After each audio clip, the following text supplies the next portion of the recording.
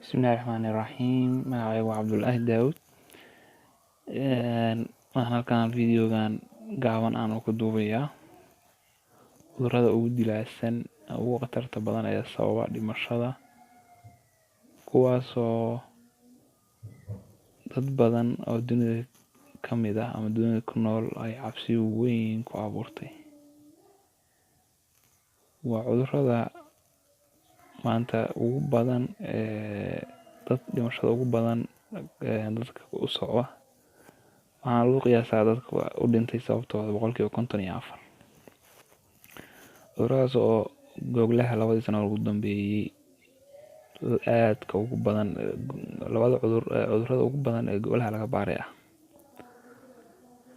Cudurradaas waxay kala yihiin 4 cudur: kansarka, dhiig karka, macaanka iyo sumowga dhiigga.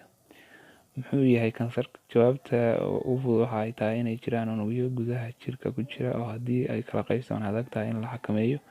Unugyadan waxay noqon karaan kuwo ku jira gudaha jirka, mararka qaarna waxay ku fidi karaan xubnaha kale ee jirka sida lafaha, sambabada iyo maskaxda. Kansarka haddii dhibaatadu leeyahay waan dareemi karnaa. Kansarka wuxuu bilowdaa in tilmaamaha hiddaha ee ku jira gudaha unugga ay bilaabaan inay kobcaan ayna xad dhaaf noqdaan. Tilmaamahaas xun waxay saameyn weyn ku yeelan karaan nolosha qofka. Dad badan oo Soomaali ah hadda waa u dhinteenba. Waxyaabaha aan xiriirka la leenahay ee bini'aadamka waxay sare u sii kicin karaan halista kansarka. Waxyaabaha kansarka sababa waxaa ka mid noqon kara sigaarka, cayilka xad dhaafka ah, cabidda waxyaabaha alcohol ku jirto, iyo cunidda raashin aan caafimaadka u wanaagsanayn. Khubaradu waxay sheegeen in 4 ka mid ah 10 kiis ee kansarka looga hortagi karo in isbeddel weyn lagu sameeyo habka ay tahay nolol maalmeedkaaga. Muxuu yahay dhiig kar? Cadaadiska dhiigga waa arrin dhakhaatiirta ka caawinaysa fikradda la xiriirta caafimaadka wadnahaaga iyo xididdada dhiigga. Sida uu yahay cadaadiska ka dhasha dhiigga ay tuurayaan halbowlayaashu waxay isbeddel ku samayn karaan qaabka wadnahaaga u garaacayo, waana taasi sababta in loo qaybsho 2 qaybood: systolic waa marka uu sarreeyo uuna muujinayo awoodda halbowlayaasha. Wadnaha ayaa sidoo kale aad u garaacaya ama u tuuraya dhiig. Inta badan waxaa loo qaybsho 2daas. Qaybta labaad oo loo qaybsho waa diastolic, waa marka uu hooseeyo waana marka uu wadnaha degan yahay, waxaana ka buuxsamaya dhiig sugaya garaaca xiga. Cadaadiska dhiigga caadiga ah waxaa loo garanayaa 90, 60 iyo 128. Inuu gaaro meel halkaa ka sarreysa waxaa loo arkaa caafimaad darro. Haddii aan la daweyn dhiigga marka uu aad u sarreeyo, waxaa ka dhalan karta xaalad caafimaad darro sida wadne xanuun iyo xanuunka stroke. Sida keliya ee lagu hortagi karo ama lagu ogaan karo dhiigguna waa in la cabbiro, ama inuu hooseeyo ama inuu sarreeyo waa in la cabbiraa oo cabbir lagu sameeyaa si loo ogaado in qofku dhiig kar uu qabo oo markaas looga daweeyo. Wuxuuna dadka inta badan ku dhacaa dadka da'da ah waaweyn. Haddii qofku dhiig kar ku dhaco, dhakhtarka ayaa soo jeedinaya talooyin ku saabsan isbeddel lagu sameeyo qaabka nolosha ay tahay iyo daweyn macquul ah oo lagu dejinayo dhiigga, sidoo kalena yareynaya halista kale ee ka dhalan karta. 2daas arrimood baa looga hortagi karaa: qofku inuu jimicsi sameeyo, nolol maalmeedkiisana wax ka beddelo, daawooyinna qaato. Waa sababaha looga hortagi karo. Macaanka ama sonkorowga waa maxay? Macaanka waa xaalad caafimaad darro, waxayna tahay in sonkorta ku jirta qofka jirkiisa ay aad u badan tahay. Waxaa jira 2 nooc oo xanuunka macaanka ah: nooca 1 iyo nooca 2.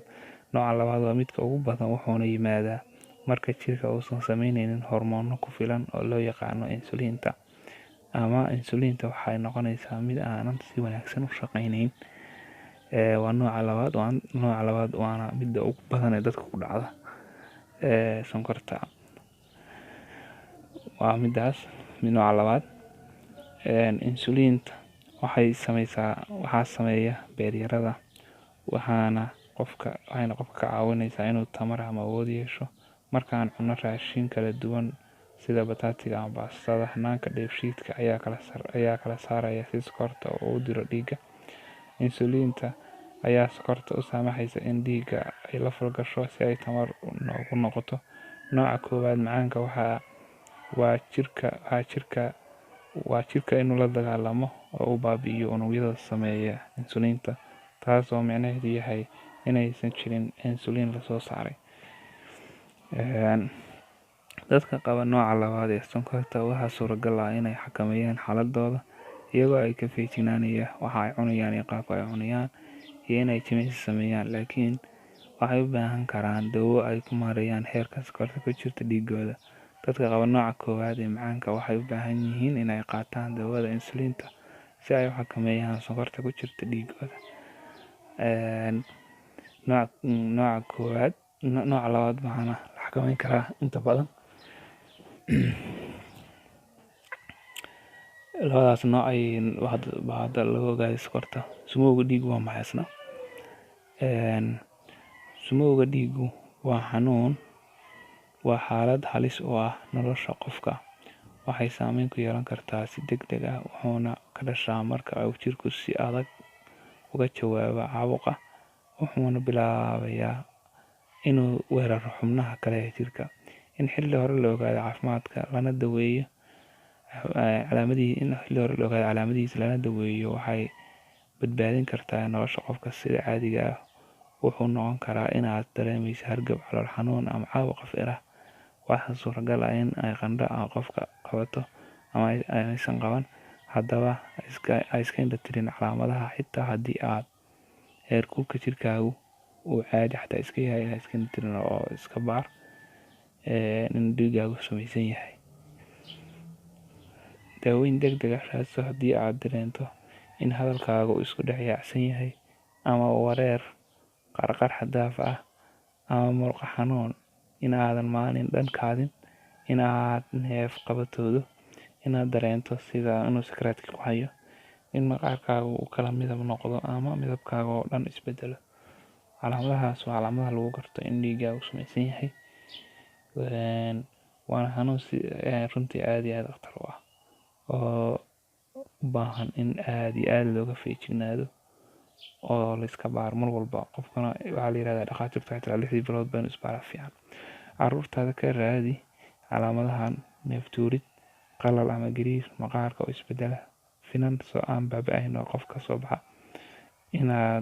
inaad qabow ka dareentid jirkiisa, qabow aad ah, tamar la'aan, ama inuusan kici karin oo caajis miran uu noqdo oo uusan hurdada ka kici karin, ama hadaa wax u dirsatid aadan wax uusan yeelayn ama uusan garanaysaa uusan doonayn. Fadlan muuqaalkan haddii aad ka faa'iiday, la wadaag asxaabtaada si ay uga faa'iidaan. Waa cudurro khatar ah oo muhiim u ah dadku inay wax ka ogaadaan. Marka asxaabtaada la wadaag WhatsApp-ka ama Messenger-ka ama Facebook-ga. Sidoo kale fadlan subscribe saar haddii aad ka faa'iiday, si aad ula socoto macluumaadka kale ee aan soo gelino. Mahadsanid, aad iyo aad baa mahadsan tahay.